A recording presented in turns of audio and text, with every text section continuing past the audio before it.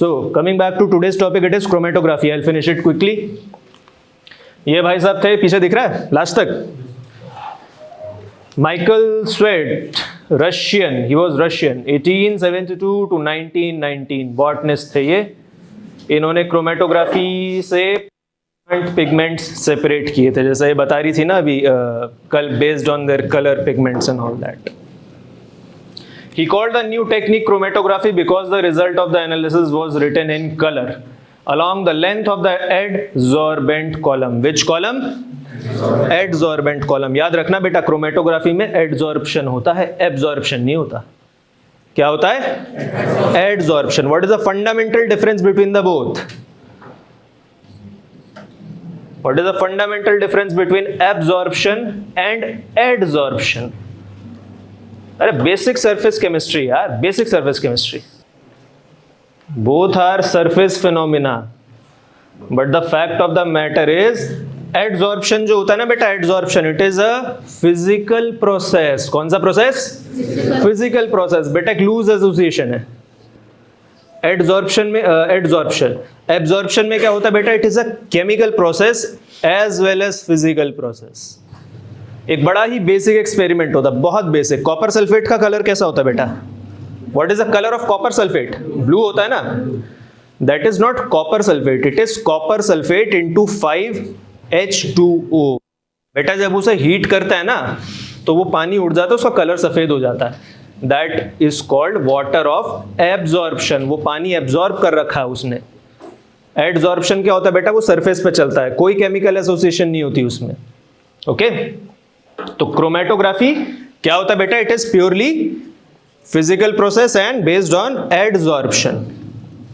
Importance: chromatography has application in every branch of physical and biological sciences. 12 Nobel Prizes were awarded between 1937 and 1972 alone for work in which chromatography played a vital role. Chromatography played a किन subjects में Nobel prize मिलता है? Just in the academic field I want. किस किस में मिलता है? One is physics, then second is maths पे बात मांगे, second is chemistry, third is biology, physiology and medicine. Physiology and medicine ये होता है, बायोलॉजी नहीं होता बेटा. और मैथ्स कितने लोग बोलता है मैथ्स में मिलता है? तो मैथ्स में क्या मिलता है बेटा? तो मैं कह रहा हूं मिलता तो सिमिलर टाइप ही होगा. नाम क्या बेटा उसका? बेटा मैथ्स में मिलता है fields medal. Fields medal maths में मिलता है, और इसकी इंपॉर्टेंस नोबेल प्राइज से भी ज्यादा होती है. In maths fields medal is awarded. याद रखना, पूछ लेते हैं लोग. ठीक है, जब आपको बायोकेमिस्ट्री नहीं पता होती ना बेटा, तो ऐसी बातें करके एग्जामिनर के साथ ना थोड़ा सा इंप्रेस करके आदमी बच के निकल जाता. याद रखना, जब कुछ नहीं तो यहीं से निकल जाओ. Fields medal is awarded. Next, chromatography is a physical method of separation in which components to be separated are distributed between two phases. Distributed between two phases. First one is stationary phase and the second one is mobile phase. Technique used to separate, identify the components of mixture works by allowing the molecules present in mixture to distribute themselves between stationary and mobile medium. Molecules that spend most of their time in the mobile phase are carried along faster. Explain करते हैं इसे आगे. Classification बेटा दो type की होती है according to mobile phase. According to mobile phase, जो चलता है, जो एडजॉर्ब होता है, जो चीज एडजॉर्ब होती है ना बेटा, that is mobile phase. Number one is liquid chromatography and the second one is gas chromatography. इसके कितने टाइप होते हैं बेटा? Liquid chromatography LLC, then it is liquid solid chromatography LSC. ऐसे देखो बेटा, गैस क्रोमेटोग्राफी में क्या होता है? GSC and GLC. आप लोग समझ गए होंगे. Gas solid chromatography and gas liquid chromatography. Classification according to packing of the stationary medium. अभी तक तो देखो क्या था, मोबाइल फेज के ऊपर था, किसके ऊपर? अब बेटा स्टेशनरी फेज जिसपे एडजॉर्ब हो रहा है, ठीक है, उसके अकॉर्डिंग कौन कौन से होता है बेटा, ये इंपॉर्टेंट है आपको, ये तीन अगर आप लोग चाहें तो आप लोग ये देख सकते हैं। This is all for your demonstration purpose, okay. जैसे इलेक्ट्रोफोरोसिस था, इलेक्ट्रोफोरोसिस मैंने दिया था स्पॉटिंग में, शायद बैच ए को दिया था। Thin layer chromatography, TLC, the stationary phase is a thin layer supported on glass, plastic or aluminum plate, okay. You can say like this is a stationary phase, okay, this is a stationary phase. अब अगर इस पे कोई चीज मैं run करूं, कोई भी चीज, that becomes the mobile phase, okay. Second type क्या बेटा? Paper chromatography. The stationary phase is a thin film of liquid supported on an inert support. Why inert support बेटा? Why it should be inert support? याद करो बेटा, inert support electrophoresis में भी मैंने explain किया था, वहां क्यों होना चाहिए inert? Why it should be inert support? बेटा अगर आप कोई चीज सेपरेट कर रहे हो, वो सेपरेटिंग मीडियम या स्टेशनरी मीडियम के साथ ही रिएक्ट कर गई, तो क्या उसका सेपरेशन होगा? नहीं ना। तो फिर that is why it should be inert. Electrophoresis में क्या यूज करते थे हम? एगरोस जेल और that is same polyacrylamide gel और क्या यूज करते थे? वॉटमैन्स फिल्टर पेपर नंबर 1 and 2, याद आया? Then the third one is column chromatography, CC, stationary phase is packed in a glass column। एक एक कर, ये तीन थोड़ा ज्यादा इंपॉर्टेंट है, ओके, इनको देखिए। First one is thin layer chromatography। First one is thin layer chromatography। It is a method for identifying substances and testing the purity of compounds। How you can identify and how you can purify? Tell me। कैसे आप identify कर सकते हो, कैसे purify कर सकते हो? देखो हमारे पास एक मिक्सचर है for example of 10 amino acids, okay, of 10 amino acids, but I specifically want glycine out of that. क्या चाहिए मुझे? ग्लाइसिन। तो मैं क्रोमेटोग्राफी रन करूंगा, ग्लाइसिन के डेटा से उसे इंटरप्रेट करूंगा, दैट विल बी सेपरेटेड, ठीक। अब उसमें कितना है, कैसा है, ये उसकी जितनी इंटेंसिटी होती है ना बेटा, ऐसे कोलोरीमेट्री में हम पढ़ते हैं, directly proportional to the transmitted light, बेटा उसकी इंटेंसिटी से हमें पता चल जाता है that how pure is that, okay. TLC is useful technique because it is relatively quick and requires small quantity of material. Separation in TLC involve distributing of mixture or two or more substances between a stationary phase and a mobile phase। एक वो basic picture देखिए बेटा, हम कागज पे spot लगाते हैं, फिर पानी उस पे रन होता है। I think everyone is familiar with that. In that paper part na, on which we are putting that spot for separation is the stationary phase, remember, is the stationary phase, and on that the water or the chemical which is rising upwards is the mobile phase, because it is carrying those colors or dyes or amino acids with it, ठीक है। This is the basic setup of thin layer chromatography। This is basic setup of thin layer chromatography। ये animation था यार, इसमें चलेगा ये? हाँ वही सोच रहा था, पर ये बहुत स्टैगर्ड पीपीटी है, मैंने बहुत इनिशियल डेज में बनाई थी, okay. Then this is the liquid और the mobile phase, okay. Stationary phase, let's say it is glycine in the mixture, alanine and valine, okay, 3 amino acids we have to separate in the mixture। this is how it gets separated। बेटा तीन अलग अलग spot नहीं लगते, अगर आप ये तीनों का मिक्सचर लेके एक स्पॉट लगाएंगे ना, if you will put just one spot of the combined mixture, it will travel the same distance। glycine will go up to here only, alanine will go up to there, and valine will go there, the same distance। Just how the separation takes place now, I have shown you 3 different spots, understood?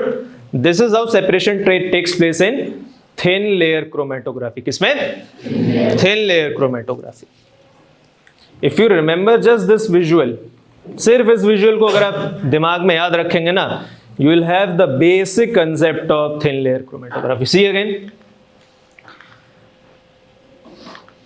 glycine, alanine, valine, mixture है बेटा. Let us consider it as a mixture, क्योंकि mixture यहाँ पे animation में आपको दिखाया नहीं जा सकता. So that is why I have put 3 separate spots on that. Okay. Now तीनों अमाइनो एसिड्स बेटा डिफरेंट डिस्टेंस आपका रन करेंगे. All 3 amino acids travel different distance on the stationary phase. On the stationary phase, यहाँ पे क्या है? What is the stationary phase here? The chromatographic paper, जो कुछ भी ले सकता है, वॉटमैन फिल्टर पेपर से लेके कोई भी. सी कुछ टाइम बाद बेटा जैसे जैसे ये देखो, ये पानी एब्जॉर्ब हो रहा ना ऊपर, बेटा वो अपने साथ अमाइनो एसिड्स भी लेके जा रहा है. कोई कहीं तक जा रहा है, कोई कहीं तक, and this get separated. Okay, ऐसा आता है बेटा final setup. This is the final setup. Okay,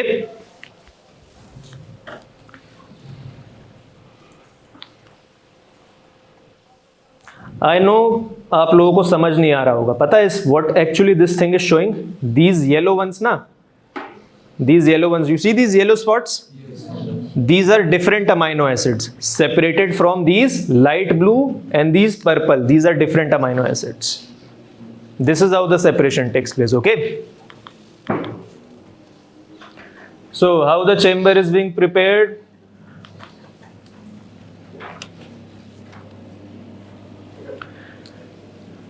To a jar with a tight fitting lid, add enough of the appropriate developing liquid so that it is 0.5 to 1 centimeter deep in the bottle of jar. We have to take one jar. Beta paper do. Let us suppose this is our support media. This is our support media. Beta, what we have to do now?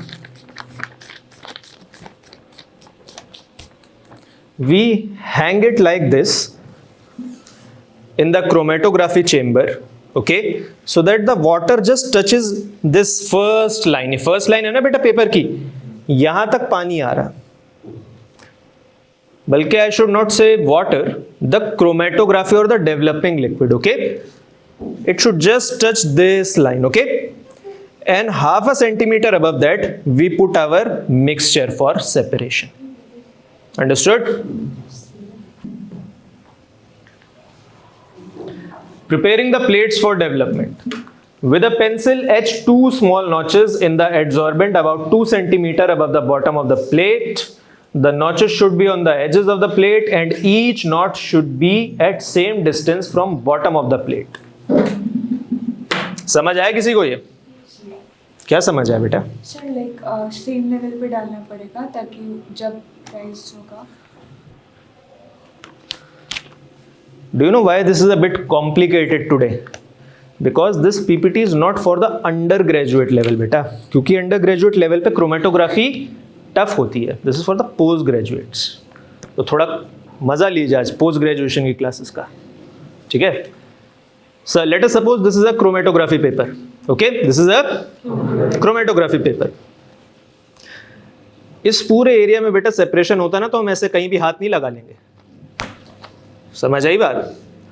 We draw half a centimeter carefully here and a half a centimeter boundary over here. और बेटा यहाँ से पकड़ते हैं ऐसे from here 1 centimeter from this side, जहाँ पे water level होगा हमारा,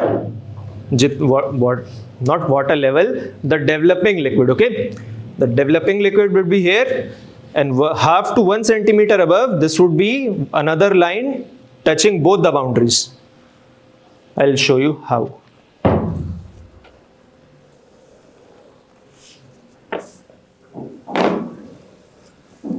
Like these are my margins. Okay, यहाँ पे मैं कुछ भी करूँ कोई दिक्कत नहीं. Okay, this is where the liquid level is. At this level, up to this level, the developing liquid is coming. Okay. Now 1 centimeter above this, once or half a centimeter, I draw a straight line. Okay, this line. On this line, the separating mixture is applied, okay, as discrete spots, okay, discrete spots. फिर बेटा इसे chromatography chamber में वापस रख देते हैं, ऐसे यहां तक लिक्विड आता है और ये धीरे धीरे ऊपर जाता है. तकरीबन 10 घंटे लगते हैं बेटा, कम से कम 8 से 10 घंटे तो लगेंगे ही लगेंगे. यहां तक आता है, and with this the separation of amino acid also takes place. In PG what happens, this is the most favourite practical of the examiner. Do you know why?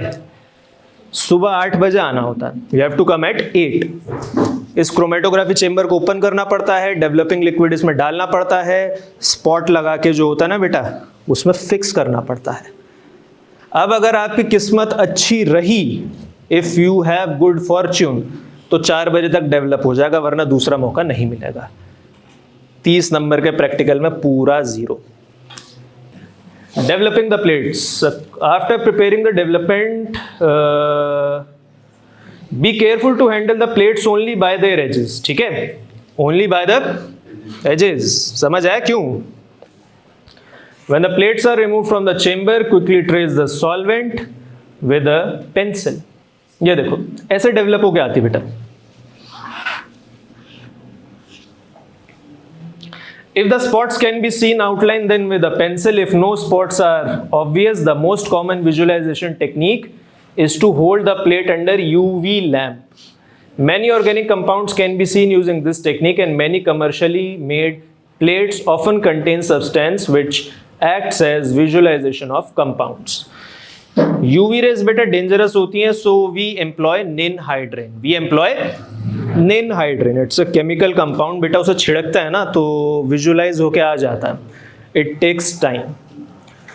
And एक बात आपको और बताता हूँ, ये सीजन है ना बेटा, इस सीजन में क्रोमेटोग्राफी नहीं हो सकती. Do you know why? The developing liquid ना, the developing liquid it will freeze. The developing liquid has acetic acid in it, और जब आप उसे खोलेंगे ना इस सीजन में बेटा एसिटिक एसिड पानी में, तो वो जम जाएगा. तो वो इथेनॉल तो बेटा ऊपर चढ़ जाएगा, एसिटिक एसिड नीचे रह जाएगा, तो बहुत कलेश हो जाएगा. दूसरा, वो सूखेगा नहीं. जब आप निनहाइड्रिन छिड़कते हो ना बेटा, तो उसे सुखाना भी तो पड़ता है इसको. ये रो visualizing agents.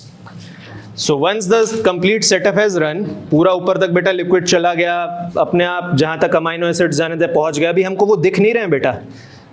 Till now we are not able to identify और विजुअलाइज देम. लेकिन अब हमें उन्हें देखना है ना, तो देखो बेटा ये डालते हैं, ये नाम लिख लेना, these are important. For alkaloids, Dragendorff reagent. For alkaloids, Dragendorff reagent. For cardiac glycosides, antimony trichloride. Antimony trichloride. क्या होता है antimony? What is antimony? क्या होता है भाई antimony?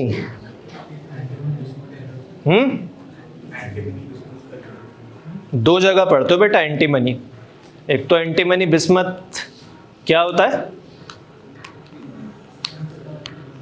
पी ब्लॉक में पढ़ते हैं बेटा. और एंटीमनी एक जगह और यूज होता है बेटा, थर्मो ईएमएफ में. एंटीमनी से उसका कपल बनाते हैं बेटा. That is the most effective. For sugar we use aniline phosphate phthalate. Aniline phthalate. For sugars we use aniline phthalate. And for amino acids, जैसा कि मैंने आपको पहले बताया, ninhydrin. For amino acids we use ninhydrin. Can anyone tell any other separation technique for amino acids? Yes. Electrophoresis. Yes. Good. किसने बोला? और बेटा अमाइनो एसिड्स को सेपरेट करने का कोई और तरीका? Isoelectric separation. Isoelectric separation. Okay. Interpreting the data, ये इंपॉर्टेंट है बेटा, यहां से समझना.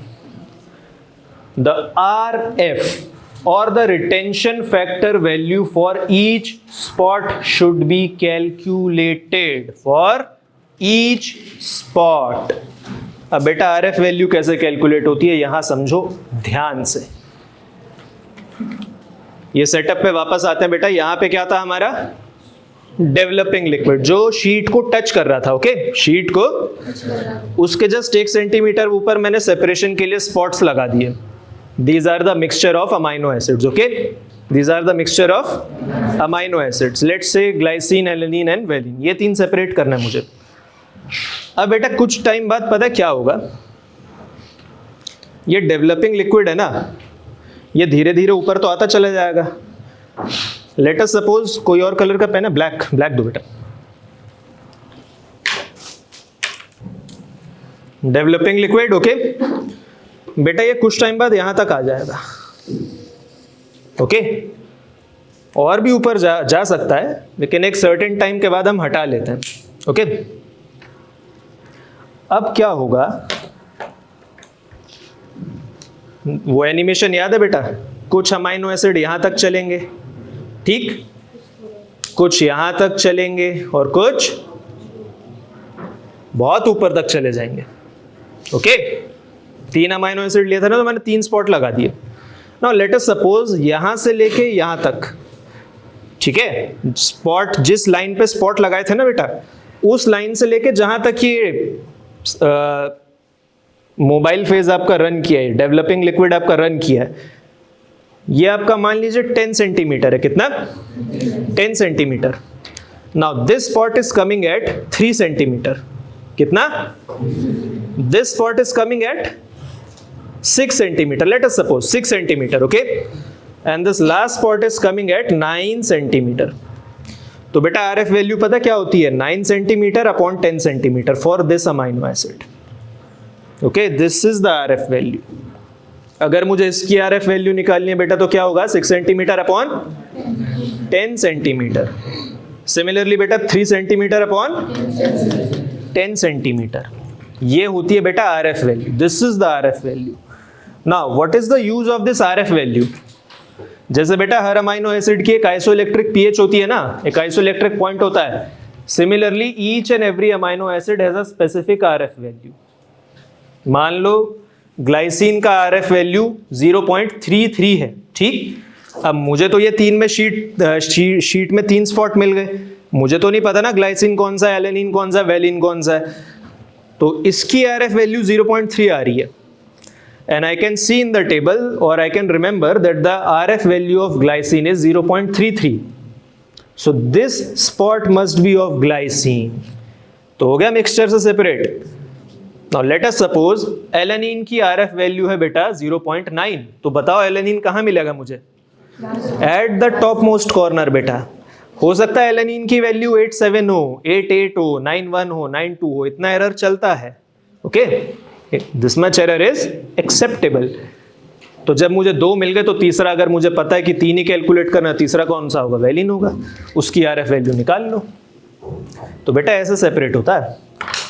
सो everything comes down to RF value calculation. Okay, तो अभी तक जो पूरा सेटअप बेटा हमने देखा ना क्रोमेटोग्राफी का, वो इसको रन करने के लिए था। ओके, पूरा सेटअप जो अभी तक तामझाम हमने देखा, that was just to run this setup कि स्टेशनरी फेज क्या है, मोबाइल फेज क्या है, कैसे रन होता है, कितने टाइप्स की होती है। ओके, उसके बाद जब हमें ये वैल्यूज मिल गई, when we have got these values, तो बेटा हम इनसे इनकी आरएफ वैल्यू कैलकुलेट करके इनको आइडेंटिफाई करेंगे और इनको सेपरेट कर लेंगे। ओके, 2 फैक्टर में पढ़ो क्रोमेटोग्राफी। देखो छोटा सा विजुअल रिप्रेजेंटेशन, ये this is separate amino acid, this is separate, this one is अलग एंड दिस वन इज अलग। ये फॉर्मूला बेटा ये लिख लो, पूछ लेता है कभी कभी। So why do the substances have the color? Colour नहीं बेटा, ये सिर्फ रिप्रेजेंटेशन के लिए है कि आपको एक ना लगे वो। कलर तो ऐसा आता है, देखो कलर ऐसा आता है, ये विजुअलाइज होके ऐसा आता है। जो जिनमें जैसे नाइट्रोजन या इमिडिजोल रिंग होती है ना बेटा, उनका थोड़ा सा पीला कलर आता है, बस प्रोलीन वगैरह कहा जाता है पीला। Note, RF values are often dependent on temperature and the solvent used in the TLC experiment. Okay? RF value किस किस पे डिपेंड करती है? Temperature and solvent use. Normally जो सॉल्वेंट होता है ना, we use acetic acid, butanol and normal hexane. Normal hexane, इन तीनों का मिक्सचर होता है, उससे करते हैं. The most effective way to identify a compound is to spot known substances authentic next to unknown substances on same plate. छोड़ो इसे.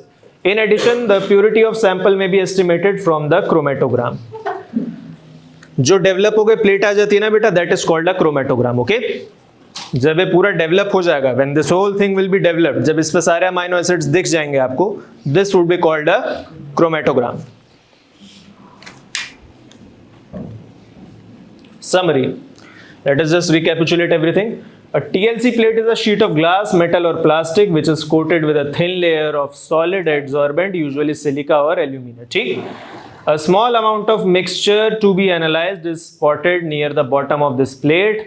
The TLC plate is then placed in a shallow pool of solvent in developing chamber, so that only the very bottom of the plate is in the liquid. Okay, the very bottom only.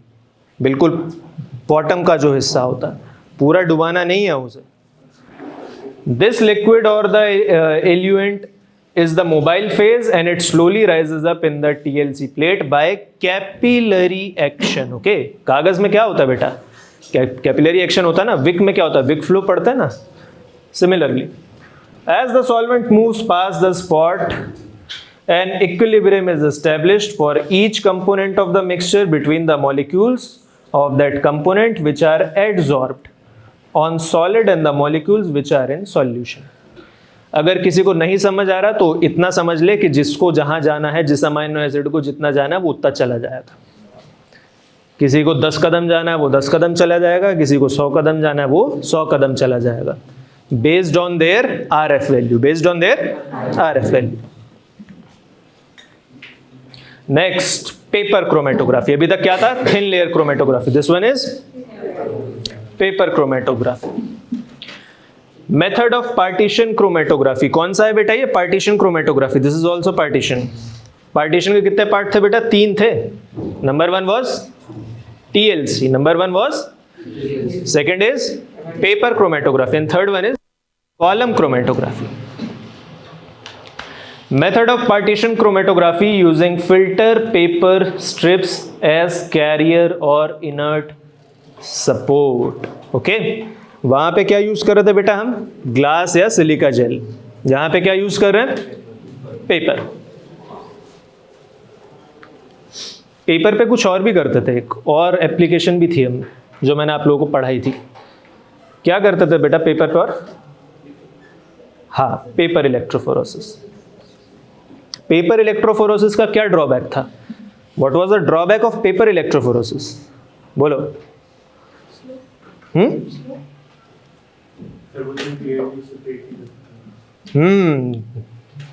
Resolution अच्छा नहीं था बेटा उसका. And by resolution I mean साथ साथ में आ जाते थे, सेपरेशन जो होता था इतना क्लियरली सेपरेट नहीं होता था. Similar to that, we have now paper chromatography, a method of partition chromatography using filter paper strips as carrier or inert support.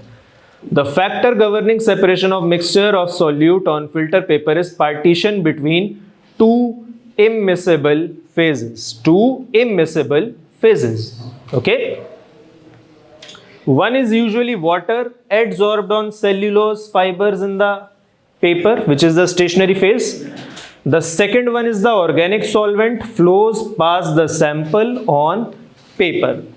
जैसे मैंने आपको बताया था ना बेटा, ब्यूटेनॉल होता है और acetic acid, these are the organic components ना, ये बेटा आगे निकल जाते हैं, लेकिन जो पानी होता है बेटा वो एड्सॉर्ब हो जाता है. This is how separation takes place, like this. This is a paper strip. Okay. Partition occur between the mobile phase and stationary aqueous phase bound by cellulose. Bound by?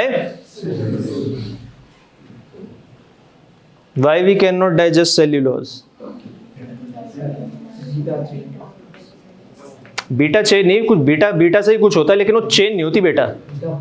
Yes, good, yes, this is the exact answer बेटा। Cellulose में क्या होता है बेटा? 2 or more glucose molecules are bound by β14 and β16 bonds.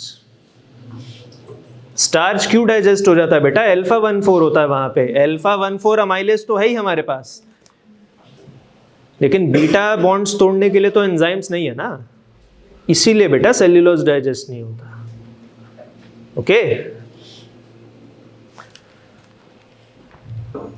The isolation depends on partition coefficient of the solute. बेटा ये लिख लो, के की वैल्यू क्या होती है? सी stationery upon C mobile.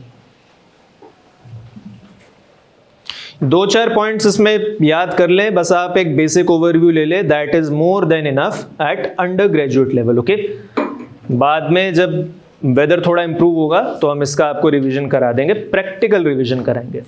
This is one of the most interesting practical, believe me. इससे interesting practical नहीं होता, बहुत मजा आता करने में से। टफ होता पर थ्रिल भी तो है। जब डब्बा खोलते हैं ना, वो ट्रांसपेरेंट बॉक्स होता है, तो बेटा बड़ा थ्रिल वाला फील आता है कि अब या तो आर या पार, या तो 3 साल या तो मेहनत गई, या सामान बांधो हॉस्टल से और खुशी खुशी घर जाओ, हो गया काम। जनरल प्रोसीजर बेटा, इसके प्रोसीजरल स्टेप्स लिख लीजिए। Choice of paper and solvent to be used for paper chromatography. Okay, for paper chromatography. Then desalting of the sample, application of the sample, equilibrium of paper, development, detection and identification. Steps लिख लो बेटा। ये protocol होता है paper chromatography का। तेरा बेटा है पेपर क्रोमेटोग्राफी का। ओके, इसकी फोटो ले लीजिए, लेकिन इसको समझने की कोशिश मत करना बेटा। This is beyond your scope.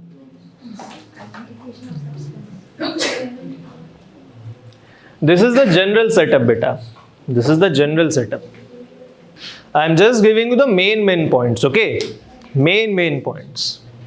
जितना यूजी लेवल पे रिक्वायर्ड है, बिलीव मी, उससे ज्यादा ही आपको मैं बता दूंगा, लेकिन इसका विजुअलाइजेशन अलग होता है। It requires specialised equipment, setup, even staff also. इसका बेटा स्टाफ भी अलग लगता है जो हैंडल करता है इसे, तो अभी वो सब तो अवेलेबल नहीं है, तो बताने का बेटा फायदा नहीं है, टाइम ही वेस्ट होगा। मल्टीपल क्रोमेटोग्राफी बेटा इसी का पार्ट होता है। Multiple chromatography includes all procedures in which development is repeated after one development is complete. एक बार डेवलपमेंट हो गया बेटा, फिर उसी के मल्टीपल कॉपीज या एक के बाद एक हम बनाए जा रहे हैं। A multiple development, the chromatogram is repeatedly developed.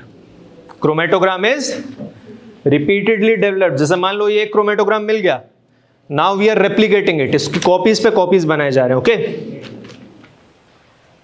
in same direction, and thus complete resolution of 2 or more substances which have RF values close together can be obtained. तो मल्टीपल इसका क्रोमेटोग्राफी का फायदा क्या हुआ? Let us say there are 2 amino acids X and Y. Let us suppose एक की RF value है 0.6, okay, एक की RF वैल्यू है बेटा 0.62, तो बहुत पास हो गए। इतना तो मैंने आपको बताया था कि इतना तो फर्क आ जाता है, इतना कोई दिक्कत नहीं होती। जैसे यहाँ पे तो क्लियरली विजिबल है, लेकिन बेटा अगर उनको सेपरेट करोगे then they will fall exactly on the same line, not being able to distinguish. Okay, so what we do, we run multiple chromatography बेटा, एक के बाद एक उसकी कॉपीज बनाते चले जाते हैं until a set pattern is observed. Okay, एक सेट पैटर्न, एक स्टेबलाइज पैटर्न जब तक हमें नहीं मिल जाता, एवरेज करते चले जाते हैं कि कौन सा ऊपर रहेगा, किसकी 0.62 है एंड विच वन है 0.6।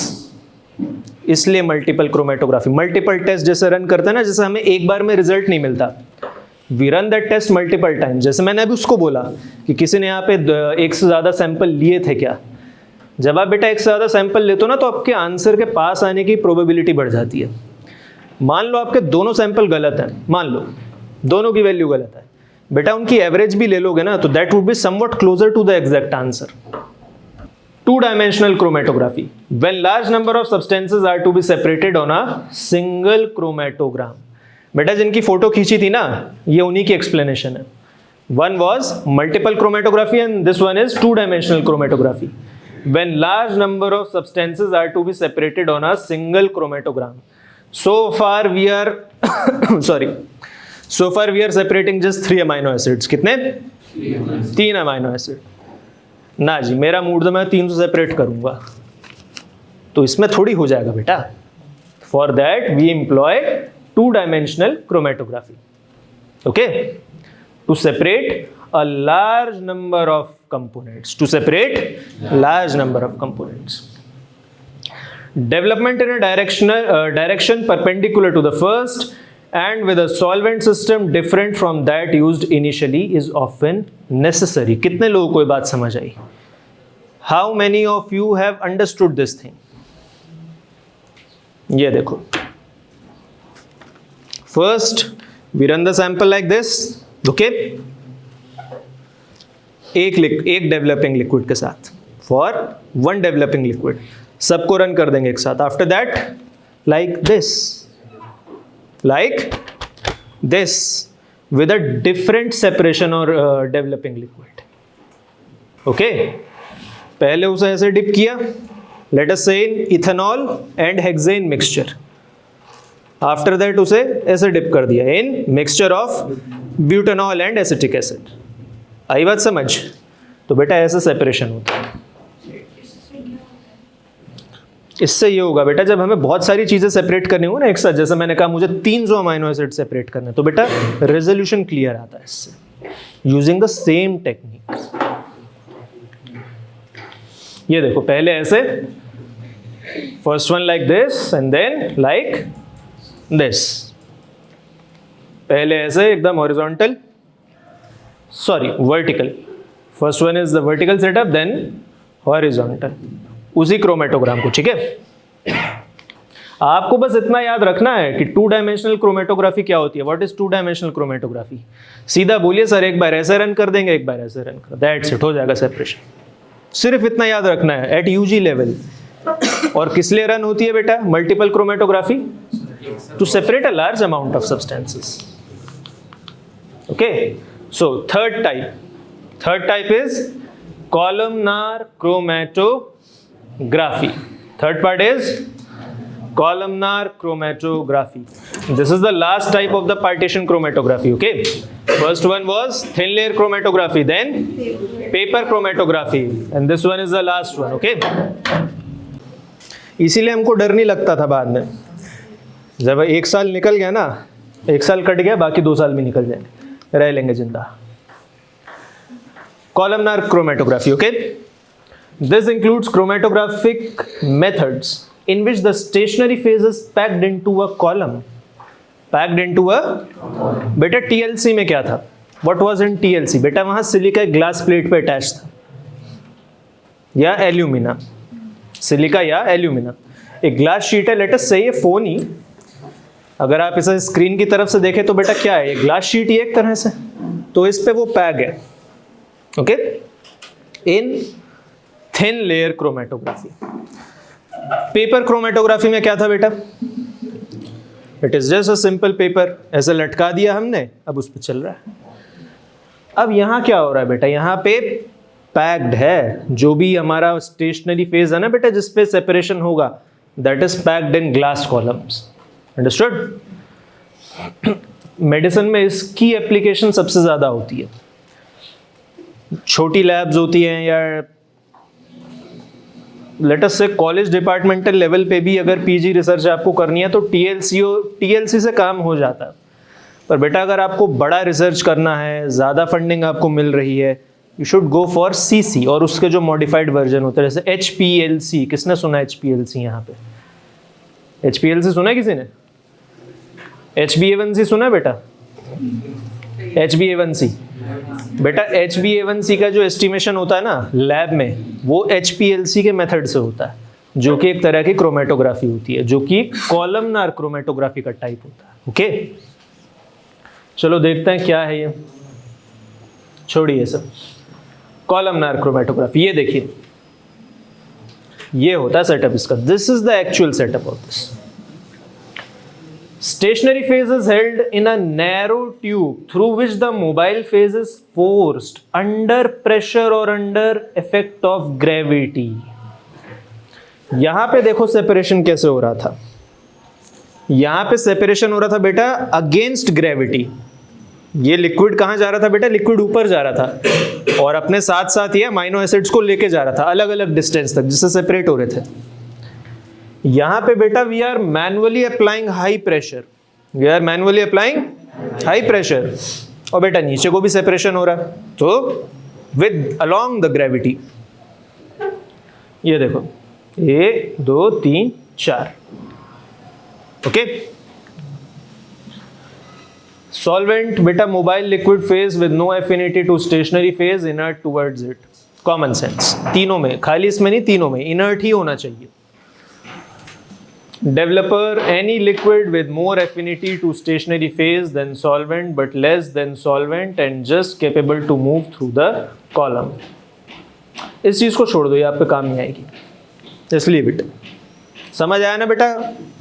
कॉलमनार क्रोमेटोग्राफी क्या है? एक बेसिक ओवरव्यू, डीप में मत जाना बेटा. Just a basic overview that the stationary phase is packed in glass columns. High pressure के साथ सेपरेशन होता है. That's it. Okay? सिर्फ इतना, ज्यादा नहीं, फट जाएगा दिमाग. Open column chromatography. This is the traditional column chromatography. इसका टाइप है. Traditional column chromatography is characterised by addition of mobile phase under atmospheric pressure and stationary phase is packed in glass column. Packing and opening of the column. Steps हैं अब इसके. The selection of the method of packing depends mainly on the density of the solid. Why density of the solid? बेटा जितना ज़्यादा dense होगा उतना ज़्यादा material आप पैक कर पाओगे या नहीं कर पाओगे, है ना? 1 किलो लोहा बेटा ज़्यादा जगह लेता है 1 किलो रुई. अबे जगह रुई. क्यों? क्योंकि बेटा लोहे की डेंसिटी ज़्यादा होती है. तो जिसकी डेंसिटी ज़्यादा होगी वो कॉलम में ज़्यादा पैक होगा. जब बेटा वो ज़्यादा पैक होगा तो क्या वो सेपरेशन भी ज़्यादा करेगा? सेपरेशन भी तो बेटा ज़्यादा करेगा वो, अगर वो कॉलम में ज़्यादा पैक हो रहा है. इसीलिए जिसकी जितनी ज़्यादा डेंसिटी वो कॉलम में उतने अच्छे से पैक होगा एंड सेपरेशन उतना अच्छा होगा. Sample application. अब देखते हैं सैंपल कहाँ लगाते हैं. जैसे टी इसमें पेपर में तुमने देखा ना नीचे स्पॉट लगा दिए. कैपिलरी को हीट करता है फिर उसे खींच लेता है, तो एक बहुत फाइन, एक बिल्कुल बाल से भी एक पतला नीडल बन जाता है. फिर उसे सॉल्यूशन में डिप करते हैं, फिर वो डिप्ड पार्ट से आगे उसे धीरे धीरे ऐसे लगाते हैं. बहुत कॉम्प्लिकेटेड चीज़ होती है वो. अगर ज़्यादा ज़ोर से, वो इतना पतला होता है, ज़्यादा ज़ोर से प्रेस करोगे तो कागज़ फट जाएगा, नीडल टूट जाएगी, तो फिर वो दोबारा करना पड़ता है. Elution techniques. अच्छा अभी sample application. Sorry. Apply evenly in a concentrated solution to the top of the column which is protected from disturbance. जैसे मान लीजिए आपका पूरा कॉलम पैक है, तो बेटा यहाँ टॉप पे लगा दीजिए, just at the top. Okay. फिर वो अपने आप नीचे आता रहेगा प्रेशर और ग्रेविटी के साथ साथ सेपरेट होता रहेगा. Okay. Now elution techniques. What are elution techniques? Elution का मतलब क्या होता है बेटा? इल्यूजन का मतलब होता है विजुअलाइज करना. इल्यूजन का मतलब क्या होता है? अरे वो जादू वाला नहीं, वो आई से होता है इल्यूजन, वो तो गायब करना होता है. जैसे पेपर क्रोमेटोग्राफी में बेटा हमने निनहाइड्रिन स्प्रे किया था ना, यहां पे देखो क्या हो रहा है. Isocratic elution. Addition of solvent mixture of fixed composition during the whole process. Gradient elution. ये 2 टाइप के होते हैं. Continuous or linear illusion in which there is continuous change in composition of mobile phase over period of time. या तो continuously डालते रहो या over the period of time change करते रहो. Detection. Illusion liquid डाल दिया, अब डिटेक्ट करना है उसे. On column detection for colored or fluorescent compounds. What are fluorescent compounds? What are fluorescent compounds? बेटा 2 टेक्निक्स होती हैं, फ्लोरोसेंस एंड फॉस्फोरोसेंस. पढ़ा है? One is fluorescence, one is phosphorescence. अरे लैब में टेक्निक लगती है, FIA, फ्लोरो इम्यून एसे। चलो ये आपका होमवर्क है, you will tell me what is fluorescent compounds and what is fluorescent. वो अरे वो नहीं बेटा, ये इलेक्ट्रॉन लेवल पे होती है, वो नहीं। Monitoring of eluted fraction, okay?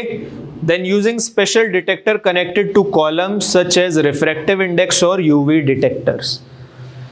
Paper chromatography में क्या हो रहा था बेटा, एनहाइड्रिन डालिए, आपका क्रोमेटोग्राम रेडी, ठीक है। RF वैल्यू कैलकुलेट कर लीजिए, आइडेंटिफाई कर लीजिए।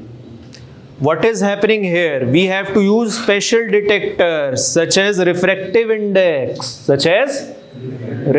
index, and the second one is UV detectors. UV detector सब जगह होगा, ठीक है। एंटीथायमिन फैक्टर्स चाय में होता है, पढ़ाया था मैंने, बोला तो किसी ने नहीं है? ऐसे मुंह बंद करके बैठ जाते हैं। एडजॉर्बेंट्स देखो बेटा, कॉलम क्रोमेटोग्राफी में कौन कौन से होते हैं। The most common are alumina and silica gel. Alumina and बेटा ये और कहाँ होते हैं, ये और कहाँ सुने बेटा, एल्यूमिना एंड सिलिका जेल, और कहाँ सुने, TLC, ठीक है। The most common are alumina and silica gel, in which the interaction with solute molecules is due to OH group present on their surface, अब इसका क्या मतलब है बेटा, बायोलॉजिकल सिस्टम्स में ना OH ग्रुप की बड़ी इंपॉर्टेंस होती है। किसकी? OH ग्रुप की। Can anyone justify my statement? Enzymes तो पढ़े हैं ना, पढ़े एंजाइम्स। एंजाइम्स में एक चीज पढ़ी थी बेटा, activation deactivation, phosphorylation and dephosphorylation. तो बेटा वो फॉस्फेट ग्रुप कहाँ जुड़ता है, जहां OH ग्रुप होता है एक्टिव साइट पे। समझ आई बात?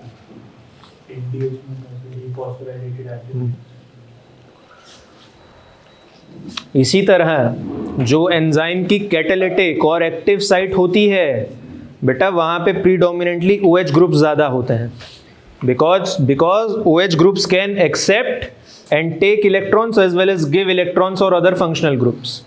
इसलिए वहां पे साइकिल बहुत या रिएक्शन बहुत तेजी से प्रोसीड करती है। समझ आई यादव जी? OH ग्रुप की बहुत इंपॉर्टेंस होती है। ये देखो, more polar molecules are adsorb more strongly and thus will elute more slowly. Molecule जितना ज्यादा पोलर होगा बेटा कॉलम क्रोमेटोग्राफी में, उतना धीमा एडसॉर्ब होगा और उतना धीमा इल्यूट होगा, मतलब उसको सेपरेट या देखने में हमें उतनी दिक्कत आएगी। तो इसका मतलब क्या हुआ, बेंजीन डालना चाहिए या अमोनिया डालना चाहिए फिर कॉलम क्रोमेटोग्राफी में? बोलो। अरे अमोनिया पोलर होता है कि बेंजीन पोलर होता है यार, कैसी बात कर रहा है? तो फिर यहां देख क्या लिखा है, more polar the molecules are adsorb more strongly. जितना ज्यादा पोलर उतना ज्यादा बेटा एडसॉर्ब हो जाएगा वो। जब वो सरफेस पे एडसॉर्ब हो जाएगा तो आगे कैसे बढ़ेगा, सेपरेट कैसे होगा? कितना होता है डाइपोल मोमेंट अमोनिया का? 1.4 कितना? हाँ 1.43। पानी का कितना होता है? 1.8। डाइलेक्ट्रिक कांस्टेंट कितना होता है पानी का? 81। ठीक है, अलग अलग चीज अलग अलग लिखते हैं, both are acceptable. HC Verma में 81 है, देखना। Next, strength of adsorption of polar groups on polar support is in the following order। ये देखो कौन सा है ये, क्या क्या कहते हैं इसका? Methylene, oh sorry ethylene। this is ethylene group, this is ethylene group। then after that इसको क्या बोलते हैं? क्या? yes, this is methoxy। then this one is क्या? ये बट कार्बोक्सी यार, कैसी बात करते हो यार। अरे कार्बोहाइड्रेट केमिस्ट्री पढ़ी होगी। This is ester, then this one is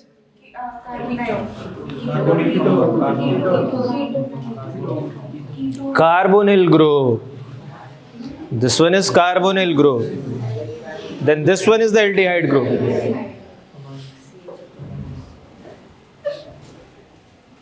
हाँ, और एक काम करना, कैंडल है,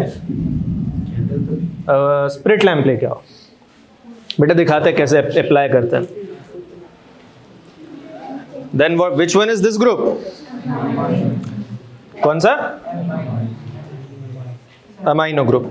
आगे कौन सा? हाइड्रोक्सिल।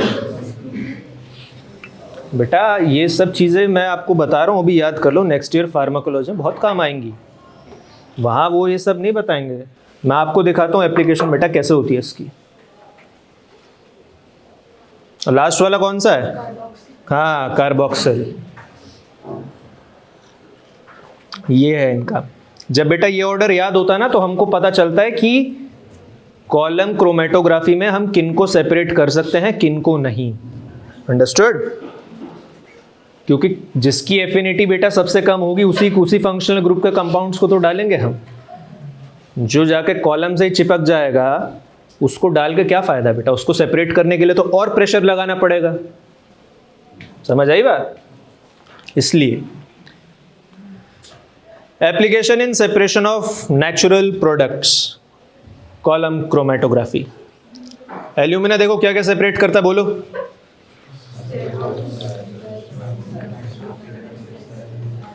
जोर से बोलो।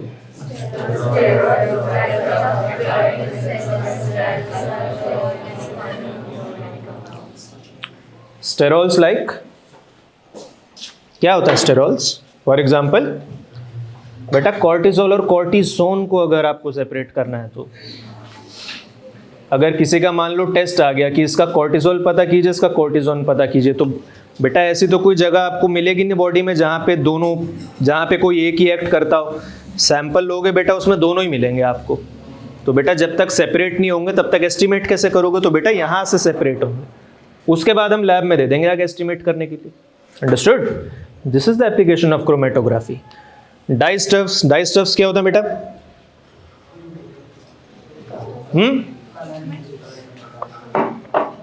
डाइस्टफ्स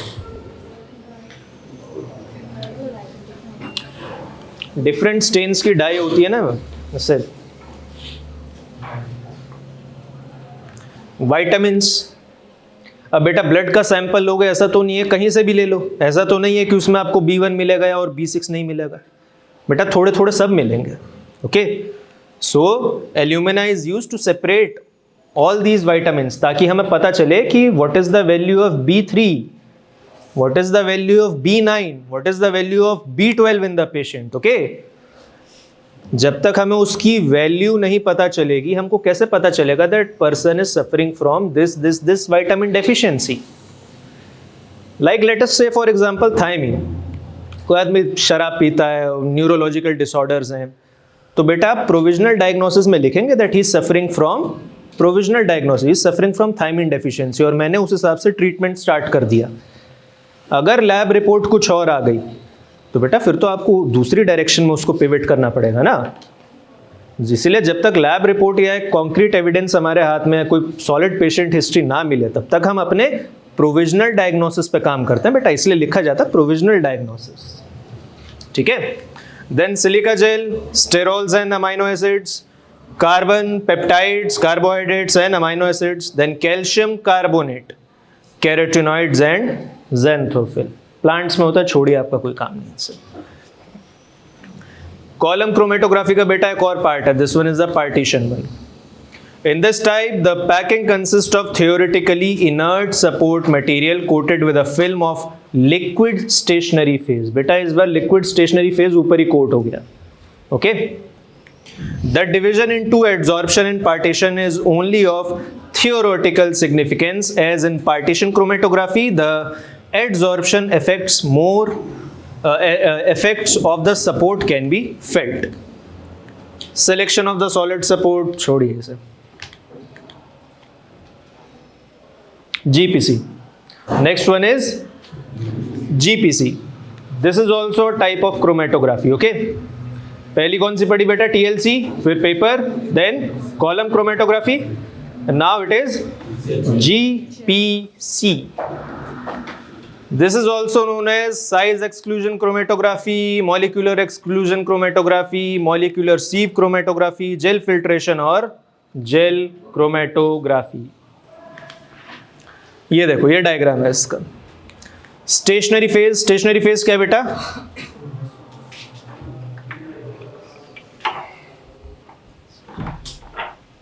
The stationary phase is polymeric matrix formed of spongy particles with pores completely filled with liquid, mobile, phase और gel। यानी कि कोई स्पंज जैसी चीज है। कैसी? स्पंज जैसी। बेटा उसके अंदर जेल भरी हुई है, हमने याद रखना, उस स्पंज की पोर्स में। वो स्पंज जेल का नहीं है, उस स्पंजी मटेरियल के अंदर जेल है जिस पे सेपरेशन होगा। ठीक है। The gel consist of open 3-dimensional network formed by cross linking of long polymeric chains. The pore size varies with degree of cross linking. ये कहीं और सुना है? कहाँ? ना ना ना ना, जेल इलेक्ट्रोफोरोसिस में बेटा। याद है 1% सॉल्यूशन और 3% सॉल्यूशन। 1% सॉल्यूशन ज्यादा डाइल्यूट होता है, उसका पोर साइज बड़ा होता है। 3% का साइज छोटा होता है। तो हमें जितना रिक्वायरमेंट होता है उस हिसाब से हम पोर साइज बना लेते हैं। Diameter of the pores is critical as separation is based on the molecules above certain size are totally excluded from the pores because they cannot enter the gel. तो पोर साइज इंपॉर्टेंट इसलिए होता है बेटा, एक certain size के बाद molecule उसमें enter नहीं कर सकता और ऐसे सेपरेशन होता है एक छन्नी की तरह। जैसे छन्नी जितना मान लीजिए उसका छेद बड़ा होगा उतना उसमें से निकलता चला जाएगा, लेकिन बहुत अगर मान लीजिए छेद उसका छोटा है तो कुछ नहीं पास होगा ना। ऐसा एफिनिटी क्रोमेटोग्राफी बेटा। नेक्स्ट वन, मोबाइल फेज क्या होता है बेटा इसका? लिक्विड एज वाटर और dilute alcohol separation mechanism based on difference between solutes molecular weights. Molecules will distribute themselves outside and inside the pores according to their size. Larger ones are excluded, medium size enter halfway, and the smallest permeate all the way. कोई ज़्यादा दिमाग लगाने की जरूरत नहीं। एक छेद है, बहुत बड़ा पार्टिकल जो होगा बेटा वो बाहर ही रह जाएगा। ठीक, मिक्सचर में से जिसका साइज कंपेरेबल होगा वो थोड़ा एंटर कर जाएगा, and the smaller one will be permeated all the way. लिख लो बेटा इसका formula. The retention this is for affinity chromatography, this one is for affinity chromatography. The retention volume of substance is inversely proportional to molecular weight of the solute. यानी कि जितना ज्यादा molecular weight होगा ना बेटा, रिटेंशन वॉल्यूम उतना कम होगा। They are inversely proportional, यानी कि जिसका मॉलिक्यूलर वेट बेटा जितना ज्यादा होगा ना उसका सेपरेशन उतना कम होगा, या जिसका मॉलिक्यूलर वेट कम होगा उसका सेपरेशन बहुत अच्छे से हो जाएगा in affinity chromatography. Don't worry, only 3 are important at UG level. Number 1 is TLC, then paper chromatography and columnar chromatography. In terms of medicine purpose बेटा the important one is HPLC। Important one is HPLC, जो आएगी अभी complete करा देंगे और फिर आप लोगों को छोड़ देंगे। एप्लीकेशन देख लो बेटा GPC की। Applications of GPC, determination of molecular weight of peptides, proteins and polysaccharides. Determination of molecular weight कैसे हो सकता है बेटा? मॉलिक्यूलर वेट का डिटर्मिनेशन सोचो। Late us suppose pore size है बेटा एक, ठीक, उसमें से जो चीज पास करेगी ना it should have molecular weight for example equal to और लेस देन 100 डाल्टन्स। तो बेटा जो भी चीज़ सेपरेट होकर बाहर आ रही है ना, उसका मॉलिक्यूलर वेट 100 डाल्टन से कम ही है, और जो पीछे रह गए उनका 100 डाल्टन से ज़्यादा है। तो this is the first application. Then desalting of colloids. Example, desalting of albumin prepared with 2% ammonium sulfate. Desalting क्यों करते हैं? एक प्रिंसिपल पढ़ा बेटा सॉल्टिंग आउट सेपरेशन में। अच्छा, प्रोटीन सेपरेशन हटा दिया अब आपके सिलेबस से। पहले क्या होता था, जैसे भी आपको अबनॉर्मल कंस्टिट्यूएंट मिलता है ना बेटा यूरिन के, उस टाइम पे क्या होता था, कार्बोहाइड्रेट्स होते थे ना बेटा, हम आपको सैंपल देते थे कि फ्रक्टोज घोल के दे दिया मान लो, तो ये कौन सा कार्बोहाइड्रेट है, तो वो एक सीरीज ऑफ टेस्ट लगता था बेटा, वो आपको आइडेंटिफाई करके बताना होता था कि this is sucrose, this is fructose, this is lactose, this is glucose and this is this. बहुत सारे आइडेंटिफिकेशन के होते थे। सिमिलरली प्रोटीन के लिए होते थे कि this is gel, this is sol, this is albumin, this is globulin, this is this. तो बहुत इंटरेस्टिंग टेस्ट होते थे। तो ये सब चीज़ें ना बेटा वहाँ पढ़ाई जाती थी, salting out and desalting. Separation mixture of mono and polysaccharides. ठीक है, मोनो और पॉलीसेक्राइड्स को अगर सेपरेट करना है, स्टार्च में से ग्लूकोज को अलग करना है, लगा दो जीपीसी, हो जाएगा। Separation of amino acids from peptides and proteins, separation of protein of different molecular weights. Let us say you have to separate insulin from hemoglobin. Insulin from, बेटा इंसुलिन में कितने अमाइनो एसिड होता है?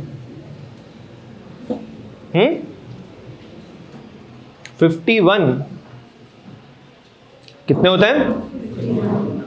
और बेटा एक अल्फा चेन में कितने होते हैं? सिर्फ अल्फा चेन में 141। और ऐसी 2 अल्फा चेन होती है और 2 बीटा चेन होते हैं, तो सोचो उसका वेट कितना ज़्यादा होगा। So if you want to separate haemoglobin from insulin in a blood mixture, you will employ GPC. Okay, then separation of myoglobin and hemoglobin. इसी की बेटा ये एप्लीकेशन है, मायोग्लोबिन एंड हीमोग्लोबिन, इसी की एप्लीकेशन। कैसे? सोचो, लॉजिकली सोचना सीखो यार। बड़ी पॉलीपेप्टाइड को छोटी पॉलीपेप्टाइड से सेपरेट कर देते हैं, ये टेक्निक, ठीक है। और वहां नीचे लिखा है बेटा separation of myoglobin from haemoglobin. तो सोचो कैसे, how many chains are there in myoglobin? कितनी चेन्स होती है बेटा मायोग्लोबिन में? कितनी? अरे एक चेन होती है। Myoglobin has just 1 chain.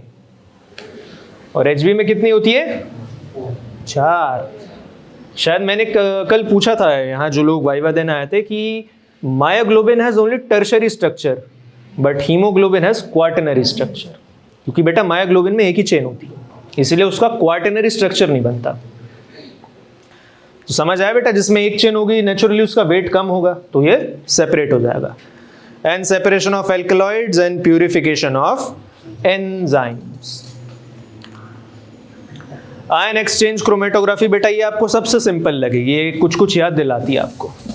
Ion exchange chromatography बेटा 11th में जियोलाइट्स पढ़े थे किसी ने? जियोलाइट्स एस ब्लॉक में आता है ना, जियोलाइट्स है? यार तुम पढ़ के क्या आए हो यार सच में।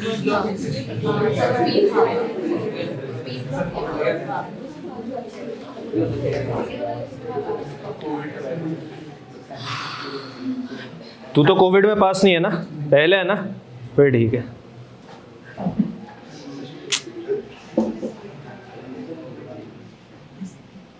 चलो कोई बात नहीं, देखते हैं इधर। Process by which ions of electrolyte solution are brought in contact with an ion exchange resin. The ion exchange resin is an insoluble polymer consisting of matrix carries fixed charges and mobile active ions or counter ions which are loosely attached to the matrix. एक matrix है बेटा, उस पर charge ions है। कौन सा ions है? और ये ज्यादातर बेटा ऑर्गेनिक वो होता है, these are organically charge ions. जैसे कहना चाहिए मुझे एसिड्स, ऑर्गेनिक एसिड्स, उनमें बेटा एसिटेट के आयंस होंगे बहुत ज़्यादा, तो क्या होगा, जो उनका H प्लस होगा ना बेटा, that will get replaced with sodium, तो इससे सेपरेशन होता है। सिमिलरली अगर मुझे बेसिक रेडिकल्स हटाने हैं तो there will be a high concentration of weak base like ammonia. Ammonia बेटा जैसे ही जाएगा ना, वो अपना एक इलेक्ट्रॉन पेयर उठाएगा और एक्सचेंज करता जाएगा, जितने हमें एनायंस सेपरेट करने हैं अपने मिक्सचर से। This mechanism is very very very elaborated in zeolites, जो बेटा इस ब्लॉक में होता है। आप लोग कह रहे हो हटा दिया, अब समझ आया बेटा कहाँ डैमेज होता है। जियोलाइट्स तो बहुत इंपॉर्टेंट चीज होती है इस लेवल पे, तभी तो मैंने कहा ये बहुत फेमिलियर लगेगा आपको, बहुत सिंपल है। देखो cation exchangers, active ions, counter ions are cations, ठीक। Polar groups attached to the matrix are acidic, like sulphonic acid, carboxylic acid, phenols, phosphoric acids. मैंने बोला था ना ऑर्गेनिक एसिड्स जो होते हैं, ये देखिए COO, इसके साथ H प्लस रिप्लेस हो जाएगा, H प्लस हट के जो भी काउंटर आयन होगा बेटा वो उसके साथ अटैच हो जाएगा, जो भी हमें सेपरेट करना है। ये देखो 2Na प्लस कैल्शियम, अच्छा ये रीजनरेशन का है, this one is for regeneration. H plus counter ion cation exchangeable, okay, they are usually but not always supplied in sodium form of XCOONA, यानी कि sodium salt of organic acids, sodium salt of organic acids, या फिर Na, where Na equals matrix, यानी कि sodium salt का matrix. अब जब इसे वापस रीजनरेट करना है तो बेटा ये रिएक्शन होती है, CaCl2 के साथ हम इसे वापस रीजनरेट कर सकते हैं, क्योंकि एक बार बेटा सोडियम चिपक गया आपके जियोलाइट के साथ, तो उसको वापस भी तो रीजनरेट हमें करना पड़ता, तो हम उसे कैल्शियम क्लोराइड से वॉश कर देते हैं, कैल्शियम सोडियम को रिप्लेस कर देता है और हमारा जियोलाइट वापस आ जाता है for further use. Anion exchangers देखो बेटा, यहां पे उल्टा होगा, polar groups attached to this matrix are tertiary और quaternary ammonium groups, XNR3OH, weak base बोला था ना बेटा, अमोनिया वगैरह जो होते हैं, यहां पे वो है। रीजनरेशन ऑफ रेजिन, ये देखिए calcium and chloride regenerated. Application देख लिया, दैट रीजनरेशन वगैरह is not important at your level. Water softening तो पढ़ा 11th में, ये भी नहीं पढ़ा। हार्ड एंड सॉफ्ट वाटर, क्या होता है hard and soft water? Remember, hard water और सॉफ्ट वाटर में क्या फर्क होता है? सुबह उठ के मुंह धोते हो, ठीक, झाग बनती है साबुन से अच्छी यहाँ के पानी से, है ना, इसका मतलब बेटा यहाँ का पानी सॉफ्ट है। कई जगह ऐसी भी होती है बेटा जहाँ साबुन से ना झाग नहीं बनती, लेकिन वो साबुन घुलता चला जाता है, दैट इज हार्ड वाटर। अब इसकी केमिस्ट्री में बाद में फिर कभी एक्सप्लेन करूंगा। Water demineralisation, removal of cations and anions dissolved in water. Why hard and soft water concept is very important, आप इसकी ग्रेविटी समझ नहीं रहे हो। जब बेटा मशीन में पानी डाला जाता है ना, आपको बेस्ट एग्जांपल देता हूँ, बेस्ट एग्जांपल बड़ी रिसेंटली हुआ मेरे साथ। जहाँ मैं पहले काम करता था ना बेटा, वहाँ पे जिनकी सप्ली लग गई थी बायोकेमिस्ट्री में, उनका प्रैक्टिकल दोबारा होना था, तो HOD sir was personally taking that, और लैब मैं ही प्रिपेयर करके गया था। एक्चुअली मैंने अपने पार्ट पे किसी और को बोल दिया था। अब हे सल्फर टेस्ट होता है ना बेटा, हे सल्फर टेस्ट में कंट्रोल लगता है, there is one control also, जो मैं आप लोगों से नहीं लगवाता। अब पता क्या हुआ, जो लैब से पानी आ रहा था ना डिस्टिल वाटर, उनकी TDS वैल्यू बहुत ज़्यादा थी। TDS is total dissolve salts, यानी कि that water was somewhat not distilled water, उसमें बहुत सारे डिजॉल्व सॉल्ट्स थे, वो एक तरह से हार्ड वाटर था। अब वो जैसे डिस्टिल वाटर में सल्फर डाले वो सिंक हो जाए। अब सर मेरा मुंह देखे, मैं सर का मुंह देखूं कि भाई ये कैसा हो रहा है, सैंपल अलग रखा हुआ है, सैंपल की तो बात ही नहीं हो रही अभी। अब बच्चे कह रहे सर, तो उनकी बात भी ठीक है कि सर इसमें सिंक कर रहा है, इसमें बाइल सॉल्ट है, सर देख रहे। मैं भागा है, उसे अटेंडेंट को पकड़ा, भाई तू मरवाएगा मुझे? कह रहा नहीं नहीं सर ऐसा हो नहीं सकता, उसने किया, उसके में भी सिंक कर गया। तो फिर लैब फोन किया तो पता चला that purifier is not working, इसीलिए सारे लैब के काम रुके हुए थे, हमें उस दिन पता चला। क्योंकि अगर किसी की HbA1c की वैल्यू बेटा 6.1 आनी थी ना, वो 10.1 आ जाएगी अगर TDS वैल्यू थोड़ी सी भी ऊपर नीचे हो गई। इसीलिए बेटा हार्ड एंड सॉफ्ट वाटर का कंसेप्ट बहुत इंपॉर्टेंट होता है। ये छोटी छोटी चीजें बेटा बहुत काम आती हैं, इनको सीखिए। Separation of electrolytes from non electrolytes हो गया आपका, लगता है हाँ, दिस इज ओवर।